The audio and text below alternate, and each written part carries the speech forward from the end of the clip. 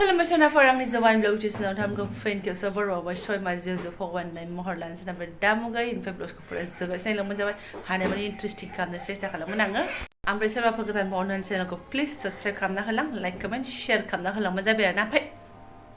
माब्रै जाखो बे खानायालाय बोरसि बायदिसो जानानै थाबाय आं थैलांसिगोनहाय ओरै थेबथादोंमोन आङो आरो गफिनबावबाय आरोना खानाया माने बिदिनो जाला बुजु थेबनाय दंमोन नालाय जाखाथारलाहाय बेबो बैसागो सफैनायखाय रोंगो मोनफासिनथारबाय सिजोन सफैबाय जामबिलाय नोंना खानाया नै बिदि खंख्रा जाबाय होननाय बायदि हारसिं थलथब गोलैबोदों दानि केमेरा अन खालामनायजों बोरसि बायदि थलथब आरोना दा जोंनाफोर नै जाला बुद्रु ओंखारलायबाय जोङो मोनासि आरोना हाबाफारियाथ' जोबनो थाङा नालाय थ' नायलांबाय बिदिब्ला आं दिनै ब्लगआव नोंथांमोनजों मा शेयार खालामलांनो हायो जाजोब्बाय ना रायजो राजाफोर ओरै रेडि जाजोब्बाय ओरै मालाय फिसाजोआबो दाख्लै आयु दे नाया सरि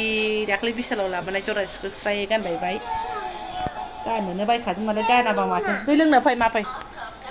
थ' जों एसे ओंखारग्रोनोसै सिदा एटिएमावसो आरोना खोरोमथलानियाव खाथियावनो ओंखारबोब्रबदों नै उदै सिंनिफ्रायनो फैसा बख'ग्राफ्रा मा होनना बुङो नानि होरो हामा हरि बाबा थारमाने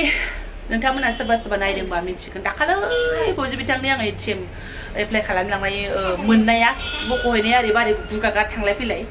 थ' बेखौ फिन नाम्बारानो दासिमबो खालामनो मोनाखै आरोना ओंखायनो दा खालामनानै फैबाय नै मानसि रावबो गैया फटाफट बेयावनो खालामसै दा गावनाव मोजां मथर अटिपि थाङा बेबो प्रब्लेम आरोना मानो होनबा मबाइल नाम्बारा बिनिसो नालाय थ' र' ट्राइ खालामग्रोनि 2000 years later गैया सनाफोर खाफालानो आं एसे डाउट जाखादोंमोन सिगाङावबो आंहा बिदि जाखांबाय अटिपिआनो जा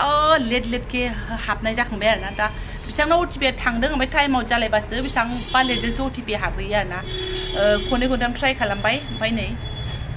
एटिएम सिङाव लाफाबा एटिएमखौ थुग्लिहरबाय थायो ओमफ्राय एटिएमनि बाहेरायाव बिदाजों दोनबाथाय सरबथिं खारलांबाय थायो फास्रा फानथाथांसो बानांबाय नै खिथु गहांहांनो खम जारला जाबाय आं सानदोंमोन एटिएम पिन जाबाथाय एटिएम गोदानजोंनो एकदम एल'नोसै एसे सानदोंमोन आरोना नांगौ जानानै फैलायबाय आंनावसो ट्रान्सफार हरनानै एल' नांबाय आरोना उफाय गैया बुथाम दा थांनोसै जाला गाबोन खनसे ट्राइ खालामफैबावनोसै थ' बायोहां खनसेनो जाखाबालाय मोजां जाबायमोन आरो थ' उरि बाबा खामानिया साक्सेसफुल जानानै आदारखौथ' बहा बारग'नो सनाफोर दाउदै एसे बिदिनो माबा रिफाइन थाव बायदिसिना गैयामोन नालाय ओमफ्राय ओंखायनो बेफोरखौनो लाखाबाय आरो बे खरमथलायावनो माथो उफायबाव जाग्रा आदारखौथ' लाखाथारनांगोन बेनिफ्राय सिदि पकराबो एसे लांफानोसै होननानै जेबो जायाखै नालाय सानसुनि जानायल' उदैयाबो अरा नङा अरबाय साजों स्रांनो सफैबाय ओमफ्राय मा होनो अटिपि हाबख'यिजों फिसाजोनि दिगदारजों जोंहासो बिसि फिसाय खेंख्रि खुंख्रि जालायलांसै बेहाबो अटिपि खिथाहरबाबो खोनायैनि आंखौ बाबाया मा होनना नायदोंमोनलाय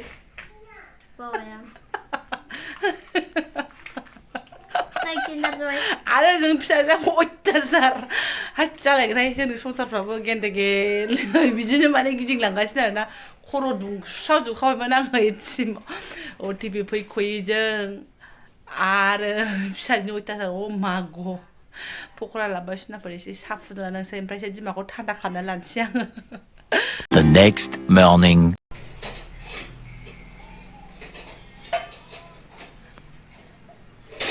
आयै आं फिसाया एसे गोजौसिन जाबाय सामसखौ हानहरनो हाबाय दाख्लैफोर हाननो हायामोन खुनुरुखुम नैबे बिजौआवल' पुलु खालामबाय थायोमोन आयै गालिन गुलिन हाननो हाथारबायथ' बियो नानि नों एसे गोजौ जादों दे सना दे ओं दे सना दे थाब देरनांगौ नामा खामानि मावनांगौ ना मामिजों आयै खामानि मावा अलसिया नानिया एसे गोजौ जादों नालाय सामसखौ दाना गावनो हाननो हायो आंना थिनबावदोसो है आइसो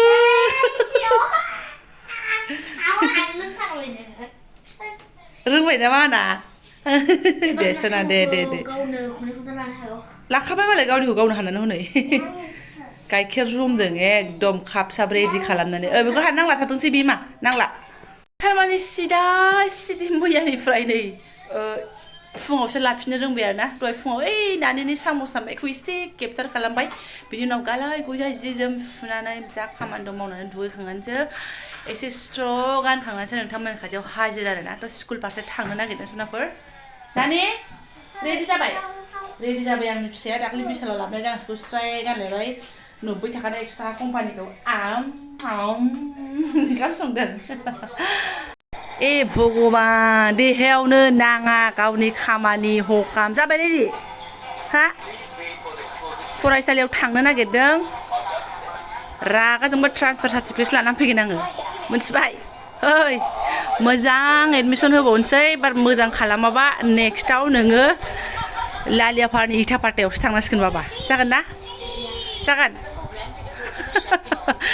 एबार साबसिन फरायनो नाजागोन ना नाजाया हो एडमिसन लाबावनोसै आं क्लास 6 नि दाख्लै 28आवनोमोन सोनाफोर जोङोथ' नै दिनै 31आवसो लाहैनाय जानोसै आरोना 29 बेलासियावसो फैनो रोंबाय ना नेक्स्टआवथ' आगैखौ सोनोसै आंहा सानसेनि हजम हानाय नङा नों मोजां फरायनोबा फरायदो मोजाङै नङाबा नोंखौ इटापाटा मोनथिबाय बाबा एडमिसन लाबावनोसै आं खनसेबाव आरो नङाबा आदा किरनजों हस्टेलाव थाहैगोन हस्टेलावथ' आं फैसाखौ बिदि हरनो हानाय नङा थोरसि लथाखौ सुदो फरायदोबो थादोबो फ्रियाव रायज्लायहैगोन आं जागोन क'क्राझाराव आदा किरनजों खेला दामोन नोङो बे गावजों गेलेबाय थाग्रा बिदाया हस्टेलाव थायो नालाय हस्टेला बिजनियावमोन राजाना ओमफ्राय गोजानद्राय जायो थांलाय फैलाय दा एसे खाथियाव लाबोबाय आरोना सालमारा क'क्राझार ना मा होनोमोनथाय बेयाव लाबोबाय जाहैदों थांथारा ओमफ्राय गाव हस्टेलाव आदाजों थानो होमबाबो थांथारा आरोना जेनेबा आं ओरैनो सोंफ्लादोंमोन दोननायाथ' बिफायाबो दोननो नागिरखाया जाखाथारनाय नङा बियो होननानैहाय ना मा जायोमोन दोनोबा मोनथिला आरोना लाफानानै फोरोंदो होननानै माने लाफानानै फोरोंसै होननानै जों टारगेटखौ लाबाय आरोना मोनथिया दाथ' लाफागोन ओमफ्राय होनदोंमोन आं दाख्लै आदाजों थानोसै नोङो होननानै बिफायाथ' होनबाय हाब बिसोर सानैजों ज' थानांगौबा हस्टेलखौनो उख्रायजोबो होननानै नंखागौबा गामिखौनो उख्रायजोबनो नागिरोबा एकदम स्कुलाव फैनायखौनो हलि फुननानैनो उख्रायजोबोबा बिसोरो आरो हस्टेलाव थाबाबोथ' मा जागोन खम जारला सोनाबफ्राव थांग्रोनोसै एडमिसन लानो थांनो आरोना मा एसे खाला खसाव सान्दुंहाय बारबो थोबफासेबो गैया न'निफ्रायनो ओंखारनो बानाय आरोना ओरैबायदि बायद'आवसो ओंखारनाय होननायसो जानोसै बायद' गैयाबा सोर ओंखारनो होनलायनाय थ' उरायनो थांनोसै जोङो स्कुटियावसो नै लिलि लाला जाबाय सुनाफोरनि फैस्लाबनो मोनि जाबायबो आरोना गैखाया रावबो नै जों ओमफ्राय सासे बिमा फिसाल' दाख्लैनो लाखाजोबनाय नालाय 7,000 आरोना एडमिसनावहाय ओमफ्राय लेखा थेखा दंबावो लेखाया राव होथ'वाखैनो नानि र' थांलाबाय बाबा खेल लाखि नङाबा दिगदार जागोन ना बाबा दे बेखौ खेल लाखि गोसोआव ला खुनु फाल्थुगिरि नङा फैदो फै ओइ नै बेहा बबेथिं थांखो एबार ओइ नायदो बैयो देख ओंखायनो आं फैनो बाथारबाय आरोना एलाय ओइ नानि भगबान नुदों बबाय आसि थुरगासिनो दङ जाग्रा आदार नांगौ बेनो गोलैगोनथ' आया भगबान गलांनांगौ खर' मर' गावलाजोबगोन इसोर गाखोबायानो बजाय न'आव जागोन न'आव खालि जानाय क्लासा मोनसे देरलायबाय नालाय मान्थलि फिसाबो बारायबाय बाबा मोजां फरायाबा खिन्थु आङो लालियाफारनि स्कुलाव एडमिसन होनोसै आं बेयाव एसे फ्रियावनो गगोन खाथा आरिल' बायनांगोन मिथिबाय ना खुनु खोथा गैया आरोना एक्सन लागोन आं एबार नेक्स्ट इयाराव ओइ एक्सन लागोन आं खेला मोननाङा सफैयानो ओमफ्राय सिदा सिदि जानोबा जाजायाबाथाय दालि ओंखाम जानलायबाय रुटिना बिदिनो जाफिनलायबाय नामासै आंना गिलु फालुलाय ओमफ्राय नैबे कुकारखौ दाखालि सासे बिमाया कुकारनि हमग्राया मावजि जालांबाय ना मा जाखो बिमा होननानै सोंहरदों जा मिनिनो ओंखारदों फाग्लिखौबो जुलियाव मोननायमोनहाय बियो कुकारा आंहा होमबा सानना नायदो बेस्रा 11 बोसोर बारगुलायबाय आरोना हेन्देलानो बोरै गखो आंबो नायपात्तासै लोगोआव दङ नै दाखालि फैबानो लानानै फैनाय मैगङा दांजायाखै पटला नै बेस्रा मोनसोलायनोसैसो एवनोसै आङो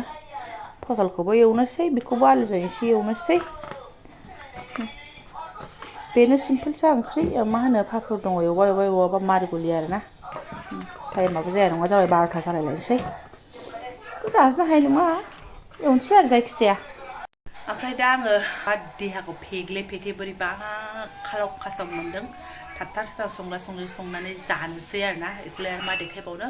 आरो आं देखायनो लागा जेबो नुहुराखिसै सानफ्रामबो बांद्राय लेक्सार होबाय थाबा नायग्राफ्राबो बरिं मोनगोन बिदि ब्लगसा खालि लेक्सारल' जायो होननानै बाट हा मोजां मोनग्राबो दङ हारा गैयि सालायालाय आरो माना फिदिंबानो जायो गोदोनि जाखांलांनाय काहानि बायदिसिनाफोरखौ बुंबानोथ' मेरला लेक्सारा ओंखारबोयो बाट बारा फिदिंबाय थानानै जानाय नङा आरो बाराद्राय गरमाव कन्टिनिउ ब्लग्स बानायबाथाय आंना माने मबाइलाबो दुंखावनानै हें जायो नोंथांमोना नुखादों जानो हागौ आंनि भिडिअफ्रा माने बोरैबा थाबथा थुबथा आवाज खुगा आलदा ओमफ्राय एक्टिं आलदा बिदिसो ओंखारलायो आरोना बे हें जाबाथाय ना बेबायदि जायो मानसिफोरना जायोना जाया आंना मबाइला दुंबाथाय बेबायदि जायो आरोना आरो केमेरा अन खालामबाथाय बांसिन दुंनो नागिरो दसनाफोर आं बिदि आंनि गालाय गुजाय जिबनखौनो देखायबाय बाट फिसालाखौ होनबावदों आङो हस्टेलाव दोनहरगोन आं रागा जोंबा होननानै एकदम मोखां सोमहाबलायो आरोना थफ्ला थफ्लानो दानो दोनहैगोन आङो आरो किरनजों होनबाथाय मोखां सोमहाबलायो मिन्थावथावनो दसनाफोर जायफोरा आंनि बेखिनि ब्लगखौनो फुरायनायलांबाय गोसो गोरबोनि साबायखर बावबाय आङो लोगो मोनसिगोन नेक्स्ट भिडिअ थेंक इउ सो माच